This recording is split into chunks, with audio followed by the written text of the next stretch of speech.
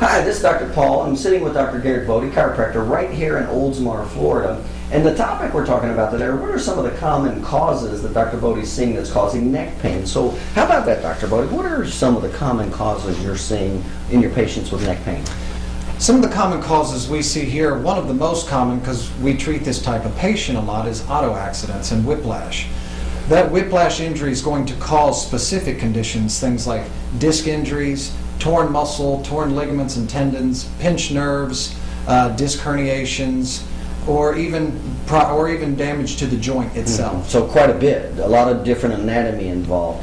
What are you specifically seeing more so? What are some of the most common causes of neck pain that you're seeing? Most common causes is usually going to be a joint problem where either the patient, and it also depends on the age of the patient, but most chiropractic patients are usually somewhere between 30 and 50, and those, as we get older, we tend to see some more arthritis type pains, some degenerative arthritis, or even other types of arthritis, but it's typically a deterioration within the joint. So you're seeing a lot of arthritis in the joint as a common cause of neck pain? Yes. Okay. And then after arthritis and joint pain, what are some other causes you're seeing? Other causes we're seeing are things like disc injuries. You'll see those very commonly, like I said, in the auto accident cases where someone has had extreme whiplash or something like that.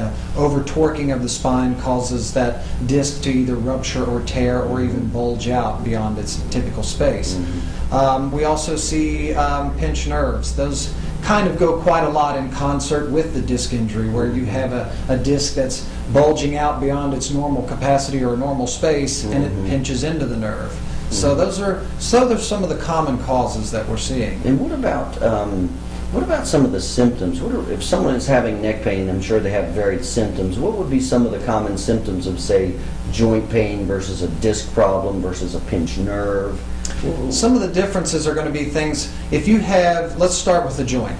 Joint pain is usually a very localized pain that you see just in the neck or along the paraspinal muscles of the neck, which means right along the muscles that are just on the sides of the actual bones of the spine in the neck. But the pain is usually typically very local, and it's usually a duller type pain. The next thing we see is the disc bulge. Disc bulging, you're usually going to see, or a disc bulge or disc herniation, you're going to see a radicular type pain, meaning a pain that doesn't just stay close to the spine, but radiates away from the spine. Is that something you see very much? A disc injury in the neck? We do see that. Again, with auto accidents, it's extremely common. So with that whipping of the neck back and forth from an auto accident, you're going to see a lot of tearing in those discs. And yeah, we do see quite a bit of that in our office. And what about the pinched nerve? If somebody has a pinched nerve in their neck, what are some of the symptoms that they would experience? Some of the symptoms you're going to see is the type.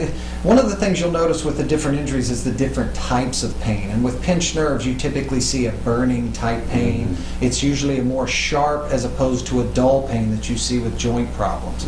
So pinched nerves, it's usually going to be a little more intense of a type of pain. It's usually going to be more of a sharp or burning type of pain. Now, when you have a pinched nerve in your neck, can that cause problems in your arm, your hand? Can that go into your hand? Just as in a disc, when you have any nerve that's being pinched, you could feel that symptom anywhere along the course of that nerve. And like I said, with disc injuries, it's typically pain that goes out away from the spine, down into an arm or down into a leg. And if those symptoms are left untreated, they can progressively worsen and cause other problems within the body. What about the person, I'm sure you've heard this before, somebody has neck pain and they go, oh, it's just my muscles. Have you heard? Oh, sure. Oh, sure. Is that true that it's just their muscles? Is that possible?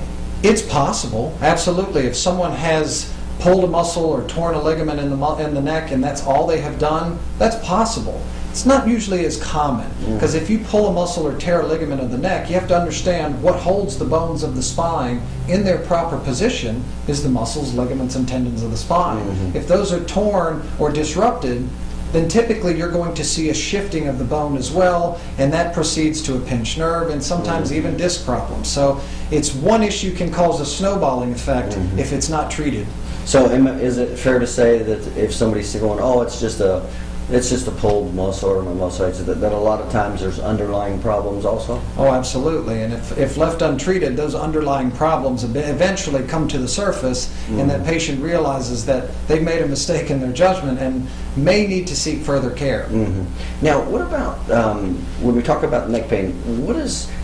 Do patients ever come in and they have like an infection or like a tumor? Have you ever seen any patients? I have, things like unfortunately. that? I've had the experience. I've had a couple of patients that after doing radiology and examinations, you've come to the conclusion that there's something else here that you really need to get checked that is beyond the scope of chiropractic. And things like cancers, infections, and tumors like that, you're really going to need to see the medical field in that, because surgery could likely be one of your options. How often is it? If let's say you had 100 patients come in with neck pain. Out of those 100, I know I'm putting you on the spot here, but just generally speaking, how many of those may have an infection or a tumor that's causing their neck pain? It's pretty rare. Most of the time when patients come into our office, we're looking at the typical disc problems, joint problems, or pinched nerves. Those are the three most common, but one out of 100 would be a lot for our office. Okay, I got you. Okay. And then these are all conditions you treat. You treat disc injuries in the neck. Yes, sir. And you treat pinched nerves, you treat joint problems and muscle problems. These are all the problems that you routinely treat every day. Absolutely. With all of these problems, and there's other things that can be, other symptoms and problems that can form if left untreated. Things like cervicogenic headaches, blurred vision, ringing in the ears. There can be some radiating pain. There's other symptoms that can form from this, but yes, all of these conditions we treat here at our office. Okay, good. All right, very good. And we're talking again with Dr. Garrett Bode. He's a chiropractic physician right here in Oldsmar, Florida. If you're suffering from any neck pain or neck-related problems, feel free to give him a call.